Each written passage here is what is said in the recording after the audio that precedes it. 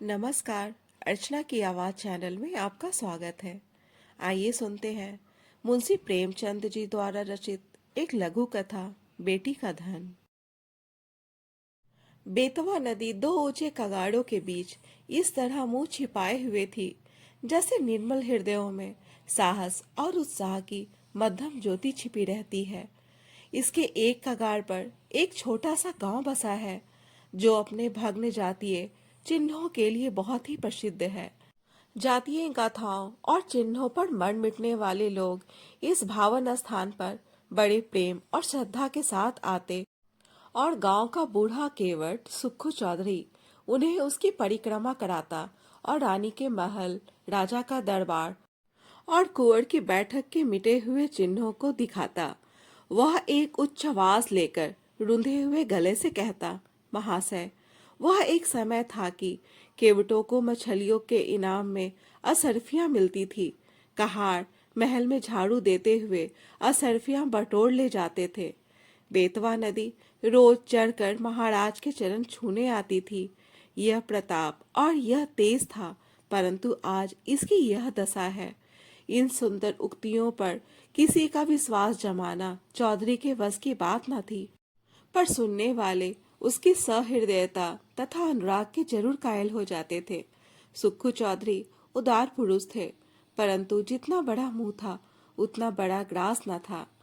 3 लड़के, 3 बहुएं और कई पौत्र पौत्रियां थी। लड़की केवल एक गंगा जली थी जिसका अभी तक गौना नहीं हुआ था। चौधरी की यह सबसे पिछली संतान थी। स्त्री के मर जाने पर उसने इसको बकरी का दूध पिला पिला कर पाला था। परिवार में खाने वाले तो इतने थे, पर खेती सिर्फ एक हल की होती थी। ज्यों त्यों कर निर्वाह होता था, परंतु सुक्खू की वृद्धावस्था और पुरातत्व ज्ञान ने उसे गांव में वह मान और प्रतिष्ठा प्रदान कर रखी थी जिसे देखकर झगड़ू साहू भीतर ही भीतर जलते थे।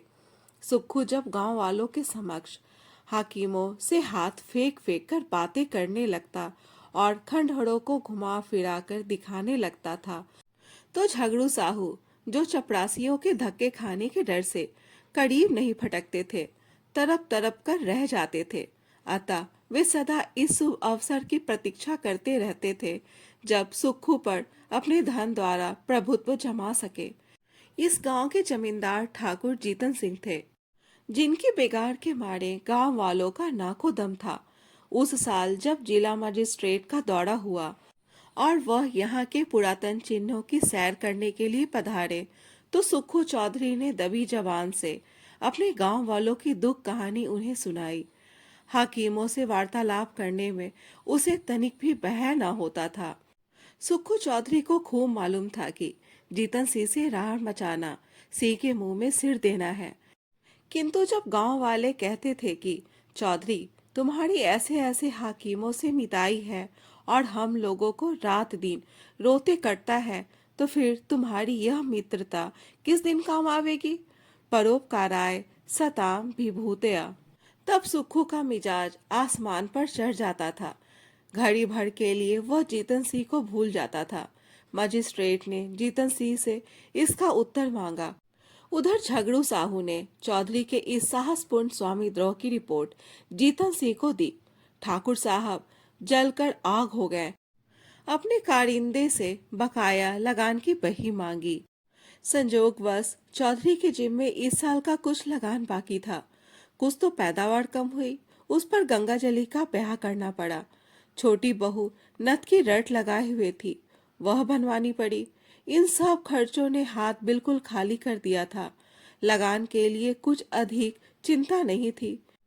वह इस अभिमान में भूला हुआ था कि जिस जवान में हाकिमों को प्रश्न करने की शक्ति है, क्या वह ठाकुर साहब को अपना लक्ष्य न बना सकेगी? बूढ़े चौधरी इधर तो अपने गर्भ में निश्चिंत थे और उधर उन पर बकाया लगान की नालिश ठुक गई। सम्मन आ पहुंचा। दूसरे दिन पेशी की तारीख पड़ गई। चौधरी को अपना जादू चलाने का अवसर न मिला। जिन लोगों के बढ़ावे में आकर सुक्खू ने ठाकुर से छेड़छाड़ की थी, उनका दर्शन मिलना दुर्लभ हो गया। ठाकुर साहब के सहने और प्यादे गांव में चील की तरह मंडराने लगे। उनके भय से किसी को चौधरी की परछाई काटने का साहस न होता था। कचहरी वहां से 3 मील पर थी। बरसात के दिन रास्ते में ठौर ठौर पानी, उमड़ी हुई नदियां, रास्ता कच्चा, बैलगाड़ी का निबाह नहीं, पैरों में बल नहीं, अतः अदम पैरवी में मुकदमे एक तरफा फैसला हो गया। कुर्की का नोटिस पहुंचा तो चौधरी के हाथ पांव फूल गए, सारी चतुराई भूल गई। चुपचाप अपनी खाट पर पड़ा पड़ा नदी की ओर ताकता और अपने मन में कहता, क्या मेरे जीते जी घर मिट्टी में मिल जाएगा? मेरे इन बैलों की सुंदर जोड़ी के गले में आह, क्या दूसरों का जुआ पड़ेगा? यह सोचते सोचते उसकी आंखें भर आती। वह बैलों से लिपटकर रोने लगा, परंतु बैलों की आंखों से क्यों आंसू जारी थे? वे नाद में मुंह क्यों नहीं डालते थे? क्या उनके हृदय पर भी अपने स्वामी के दुख की चोट पहुंच रही थी? फिर वो अपने झोपड़े को विकल नैनों से निहार कर देखता और मन में सोचता, क्या हमको इस घर से निकलना पड़ेगा? यह पूर्वजों की निशानी क्या हमारे जीते जी छिन जाएगी? कुछ लोग परीक्षा में दृढ़ रहते हैं और कुछ लोग इसकी हल्की आज भी नहीं सह सकते। चौधरी अपनी खाट पर उदास पड़े घंटों अपने कुल देव महावीर और महादेव को मनाया करता और उनका गुण गाया करता। उसकी चिंता दग्ध आत्मा को और कोई सहारा न था। इसमें कोई संदेह न था कि चौधरी की तीनों बहुओं के पास गहने थे, पर स्त्री का गहना ऊख का रस है जो पेड़ने से ही निकलता है। चौधरी जाति का ओछा पर स्वभाव का ऊंचा था। उसे ऐसी नीच बात बहुओं से कहते संकोच होता था। कदाचित यह नीच विचार उसके हृदय में उत्पन्न ही नहीं हुआ था, किंतु तीनों बेटे यदि जरा भी बुद्धि से काम लेते तो बूढ़े को देवताओं की शरण लेने की आवश्यकता न होती। परंतु यहाँ तो बात ही निराली थी। बड़े लड़के को घाट के काम से फुर्सत न थी। बाकी 2 लड़के इस जटिल प्रश्न को विचित्र रूप से हल करने के मंसूबे बांध रहे थे। मंझले झिंगुर ने मुंह बनाकर कहा, ओह, इस गांव में क्या धरा है? जहां ही कमाऊंगा वहीं खाऊंगा, पर जीतन सिंह की मुझे एक एक करके चुन लूंगा। छोटे फक्कड़ ऐठ कर बोले, मुझे तुम चुन लेना, नाक मैं उड़ा दूंगा, नकटा बना घूमेगा। इस पर दोनों खूब हंसे और मछली मारने चल दिए। इस गांव में एक बूढ़े ब्राह्मण भी रहते थे। मंदिर में पूजा करते और नित्य अपने यजमानों को दर्शन देने नदी पार जाते, पर खेवे के पैसे ना देते। तीसरे दिन वो जमींदार के गुप्तचरों की आग बचाकर सुखू के पास आए और सहानुभूति के स्वर में बोले, चौधरी, कल ही तक मियाद है और तुम अभी तक पड़े पड़े सो रहे हो। क्यों नहीं घर की चीज ढूंढ ढांड कर किसी और जगह भेज देते? ना हो तो समधियाने पठवा दो। जो कुछ बच रहे वही सही, घर की मिट्टी खोदकर थोड़े ही कोई ले जाएगा। चौधरी लेटा था, उठ बैठा और आकाश की ओर निहार कर बोला, जो कुछ उसकी इच्छा है वह होगा, मुझसे यह चाल न होगा। इधर कई दिन की निरंतर भक्ति और उपासना के कारण चौधरी का मन शुद्ध और पवित्र हो गया था। उसे छल प्रपंच से घृणा हो गई थी। पंडित जी जो इस काम में सिद्ध हस्त थे, लज्जित हो गए, परंतु चौधरी के घर में अन्य लोगों को ईश्वर इच्छा पर इतना भरोसा न था। धीरे धीरे घर के बर्तन भाड़े खिसकाए जाते थे। अनाज का एक दाना भी घर में न रहने पाया। रात को नाव लदी हुई जाती और उधर से खाली लौटती थी। 3 दिन तक घर में चूल्हा न चला। बूढ़े चौधरी के मुंह में अन्न की कौन कहे, पानी की एक बूंद भी ना पड़ी। स्त्रियां भार से चने भूनकर चबाती और लड़के मछलियां भून भून कर उड़ाते। परंतु बूढ़े की इस एकादशी में यदि कोई शरीक था तो वह उसकी बेटी गंगा जली थी। यह बेचारी अपने बूढ़े बाप को चारपाई पर निर्जल छटपटाते देख बिलक बिलक कर रोती। लड़कों को अपने माता पिता से वह प्रेम नहीं होता जो लड़कियों को होता है। गंगा जली इस सोच विचार में मग्न रहती कि दादा की किस भांति सहायता करूं। यदि हम सब भाई बहन मिलकर जीतन सिंह के पास जाकर दया भिक्षा की प्रार्थना करें तो वे अवश्य मान जाएंगे, परंतु दादा को कब यह स्वीकार होगा? वह यदि एक दिन बड़े साहब के पास चले जाए और सब कुछ बताए तो बात बन जाए, किंतु उनकी तो जैसे बुद्धि ही मारी गई है। इसी उधेड़ बूंद में उसे एक उपाय सूझ पड़ा। कुम्हलाया हुआ मुखारविंद खिल उठा। पुजारी जी सुक्खू चौधरी के पास से उठकर चले गए थे और चौधरी उच्च स्वर से अपने सोए हुए देवताओं को पुकार पुकार कर बुला रहे थे। निदान गंगाजली उनके पास जाकर खड़ी हो गई। चौधरी ने उसे देखकर विस्मित स्वर से पूछा, क्यों बेटी, इतनी रात गए, क्यों बाहर आई? गंगाजली ने कहा, बाहर रहना तो भाग्य में लिखा है, घर में कैसे रहूं? सुक्खू ने जोर से हाक लगाई। कहाँ गए तुम कृष्ण मुरारी, मेरे दुख हरो? गंगाजली खड़ी थी, बैठ गई और धीरे से बोली, भजन गाते तो आज 3 दिन हो गए। घर बचाने का भी कुछ उपाय सोचा कि इसे यूं ही मिट्टी में मिला दोगे? हम लोगों को क्या पैर तले रखोगे? चौधरी ने व्यथित स्वर से कहा, बेटी, मुझे तो कोई उपाय नहीं सूझता, भगवान जो चाहेंगे होगा। वेग चलो गिरधर गोपाल, काहे विलंब करो? गंगाजली ने कहा, मैंने एक उपाय सोचा है, कहो तो कहूँ। चौधरी उठकर बैठ गए और पूछा, कौन उपाय है बेटी? गंगाजली ने कहा, मेरे गहने झगड़ू साहू के यहाँ गिरो रख दो, मैंने जोड़ लिया है, देने भर के रुपए हो जाएंगे। चौधरी ने ठंडी सांस लेकर कहा, बेटी, तुमको मुझसे यह बात कहते लाज नहीं आती? वेद शास्त्रों में मुझे तुम्हारे गांव के कुएं का पानी पीना भी मना है। तुम्हारी ड्योढ़ी में भी पैर रखने का निषेध है। क्या तुम मुझे नरक में ढकेलना चाहती हो? गंगाजली उत्तर के लिए पहले ही से तैयार थी। बोली, मैं अपने गहने तुम्हें दिए थोड़े ही देती हूँ, इस समय लेकर काम चलाओ, चैत में छुड़ा देना। चौधरी ने कड़क कर कहा, यह मुझसे ना होगा। गंगाजली उत्तेजित होकर बोली, तुमसे यह ना होगा तो मैं आप ही जाऊंगी, मुझसे घर की यह दुर्दशा नहीं देखी जाती। चौधरी ने झुंझलाकर कहा, बिरादरी में कौन मुंह दिखाऊंगा? गंगाजली ने चिढ़कर कहा, बिरादरी में कौन ढिढोरा पीटने जाता है? चौधरी ने फैसला सुनाया, जग हसाई के लिए मैं अपना धर्म ना बिगाड़ूंगा। गंगाजली बिगड़कर बोली, मेरी बात नहीं मानोगे तो तुम्हारे ऊपर मेरी हत्या पड़ेगी। मैं आज ही इस बेतवा नदी में कूद पड़ूंगी। तुमसे चाहे घर में आग लगते देखा जाए, पर मुझसे तो ना देखा जाएगा। चौधरी ने ठंडी सांस लेकर कातर स्वर में कहा, बेटी, मेरा धर्म नाश मत करो। यदि ऐसा ही है तो अपनी किसी भावज के गहने मांग कर लाओ। गंगाजली ने गंभीर स्वर में कहा, भावजों से कौन अपना मुंह नोचवाने जाएगा? उनको फिक्र होती तो क्या मुंह में दही जमा था, कहती नहीं। चौधरी निरुत्तर हो गए। गंगाजली घर में जाकर गहनों की पिटारी लाई और एक एक करके सब गहने चौधरी के अंगोछे में बांध दिए।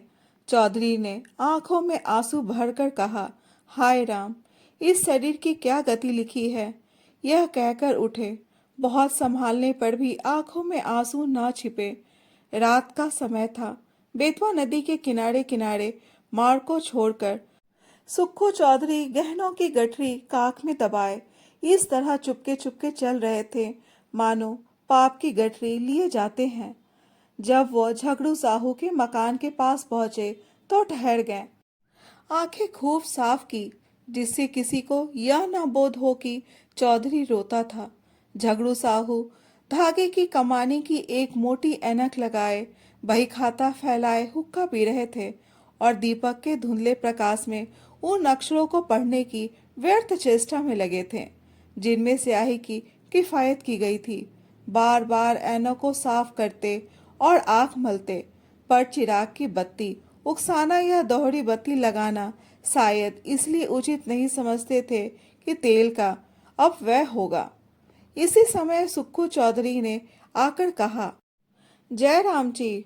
झगड़ू साहू ने देखा, पहचान कर बोले, जय राम चौधरी, कहो मुकदमे में क्या हुआ?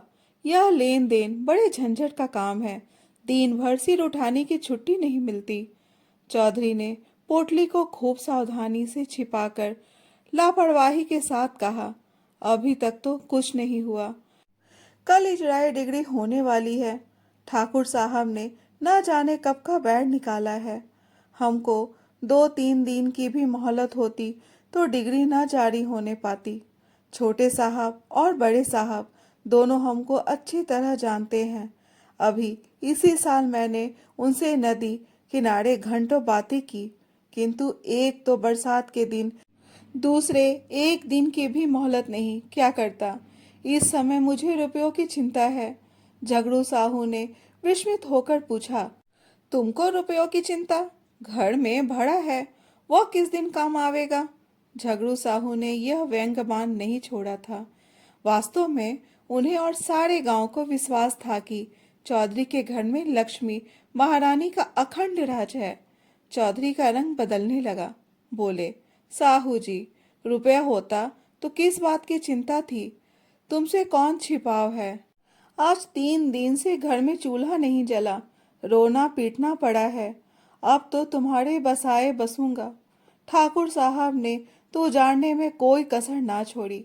झगड़ू साहू जीतन सिंह को खुश रखना जरूर चाहते थे, पर साथ ही चौधरी को भी नाखुश करना मंजूर न था। यदि सूद दर सूद छोड़कर मूल तथा ब्याज सहज वसूल हो जाए तो उन्हें चौधरी पर मुफ्त का एहसान लादने में कोई आपत्ति न थी। यदि चौधरी के अफसरों की जान पहचान के कारण साहू जी का टैक्स से गला छूट जाए, जो अनेक उपाय करने, अहलकारों की मुट्ठी गर्म करने पर भी नित्य प्रति उनकी तोंद की तरह बढ़ता ही जा रहा था, तो क्या पूछना। बोले, क्या कहे चौधरी जी, खर्च के मारे आजकल हम भी तबाह हैं। लहने वसूल नहीं होते, टैक्स का रुपया देना पड़ा, हाथ बिल्कुल खाली हो गया। तुम्हें कितना रुपया चाहिए? चौधरी ने कहा, 100 रुपए की डिग्री है, खर्च बर्च मिलाकर 200 रुपये के लगभग समझो। झगड़ू अब अपने दांव खेलने लगे। पूछा, तुम्हारे लड़कों ने तुम्हारी कुछ भी मदद ना की? वह सब भी तो कुछ न कुछ कमाते ही हैं। साहू जी का यह निशाना ठीक पड़ा। लड़कों ने लापरवाही से चौधरी के मन में जो कुत्सित भाव भरे थे वह सजीव हो गए। बोले, भाई, लड़के किसी काम के होते तो यह दिन क्यों देखना पड़ता? उन्हें तो अपने भोग विलास से मतलब। घर गृहस्थी का बोझ तो मेरे सिर पर है, मैं इसे जैसे चाहूं संभालूं। उनसे कुछ सरोकार नहीं, मरते दम भी गला नहीं छूटता। मरूंगा तो सब खाल में भूसा भराकर रख छोड़ेंगे। गृह कारज नाना जंजाला। झगड़ू ने तीसरा तीर मारा। क्या बहुओं से भी कुछ न बन पड़ा? चौधरी ने उत्तर दिया, बहू बेटे सब अपनी अपनी मौज में मस्त हैं। मैं 3 दिन तक द्वार पर बिना अन्न जल के पड़ा था। किसी ने बात भी नहीं पूछी। कहाँ की सलाह, कहाँ की बातचीत। बहुओं के पास रुपया ना हो, पर गहने तो हैं, और वे भी मेरे बनाए हुए। इस दुर्दिन के समय यदि 2-2 थान उतार देती तो क्या मैं छुड़ा ना देता? सदा यही दिन थोड़े ही रहेंगे। झगड़ू समझ गए कि यह महज जबान का सौदा है, और वह जबान का सौदा भूलकर भी ना करते थे। बोले, तुम्हारे घर के लोग भी अनूठे हैं। क्या इतना भी नहीं जानते कि बूढ़ा रुपये कहाँ से लावेगा? अब समय बदल गया। या तो कुछ जायदाद लिखो या गहने गिरो रखो, तब जाकर रुपया मिले। इसके बिना रुपये कहाँ? इसमें भी जायदाद में सैकड़ों बखेरे पड़े हैं। सुविधा गिरो रखने में ही है। हाँ, तो जब घर वालों को कोई इसकी फिक्र ही नहीं तो तुम क्यों व्यर्थ जान देते हो? यही ना होगा कि लोग हंसेंगे, सो यह लाज कहाँ तक निभाओगे? चौधरी ने अत्यंत विनीत होकर कहा, साहू जी, यह लाश तो मारे डालती है, तुमसे क्या छिपा है? एक वह दिन था कि हमारे दादा बाबा महाराज की सवारी के साथ चलते थे। अब एक दिन यह कि घर घर की दीवार तक बिकने की नौबत आ गई है। कहीं मुंह दिखाने को भी जी नहीं चाहता। यह लो गहने की पोटली, यदि लोक लाज ना होती तो इसे लेकर कभी यहाँ ना आता, परंतु यह अधर्म इसी लाज निभाने के कारण करना पड़ा। झगड़ू साहू ने आश्चर्य में होकर पूछा, यह गहने किसके हैं? चौधरी ने सिर झुकाकर बड़ी कठिनता से कहा, मेरी बेटी गंगा जली के। झगड़ू साहू अस्तंभित हो गए। बोले, अरे राम राम, चौधरी ने कातर स्वर में कहा। डूब मरने को जी चाहता है। झगड़ू ने बड़ी धार्मिकता के साथ स्थिर होकर कहा। शास्त्रों में बेटी के गांव का पेड़ देखना मना है। चौधरी ने दीर्घ निश्वास छोड़कर करुण स्वर में कहा।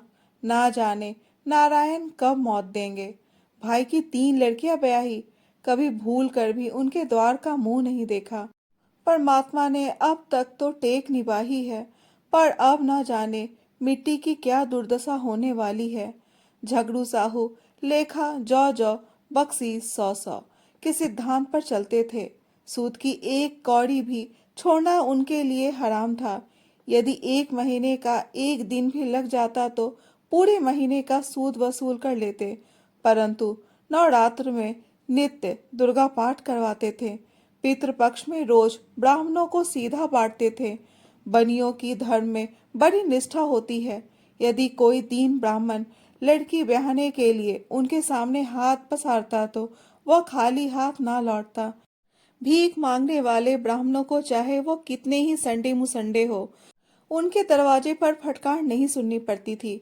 उनके धर्म शास्त्रों में कन्या के गांव के कुएं का पानी पीने से प्यासा मर जाना अच्छा है। वह स्वयं इस सिद्धांत के भक्त थे और इस सिद्धांत के अनपक्षपाती उनके लिए महामान्य देवता थे। वे पिघल गए। मन में सोचा, यह मनुष्य तो कभी ओछे विचारों को मन में नहीं लाया। निर्दय काल की ठोकर से अधर्म मार्ग पर उतर आया है, तो उसके धर्म की रक्षा करना हमारा कर्तव्य धर्म है। यह विचार मन में आते ही झगड़ू साहू गद्दी से मसनद के सहारे उठ बैठे और दृढ़ स्वर से कहा, वही परमात्मा जिसने अब तक तुम्हारी टेक निभाई है, अब भी निभाएगा। लड़की के गहने लड़की को दे दो। लड़की जैसी तुम्हारी है वैसी मेरी भी है। यह लो रुपए, आज काम चलाओ। जब हाथ में रुपए आ जाए दे देना। चौधरी पर इस सहानुभूति का गहरा असर पड़ा। वह जोर जोर से रोने लगा। उसे अपने भावों की धुन में कृष्ण भगवान की मोहिनी मूर्ति सामने विराजमान दिखाई दी।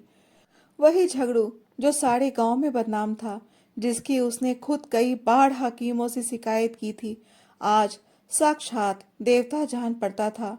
रूंधे हुए कर्ण से गदगद हो बोला, झगड़ू, तुमने इस समय मेरी बात, मेरी लाज, मेरा धर्म कहाँ तक कहूँ, मेरा सब कुछ रख लिया। मेरी डूबती नाव पार लगा दी। कृष्ण मुरारी तुम्हारे इस उपकार का फल देंगे और मैं तो तुम्हारा गुण जब तक जीऊंगा गाता रहूंगा। दोस्तों, ये कहानी अच्छी लगी हो तो कहानी को लाइक, शेयर और चैनल को सब्सक्राइब जरूर करें। कहानी सुनने के लिए धन्यवाद।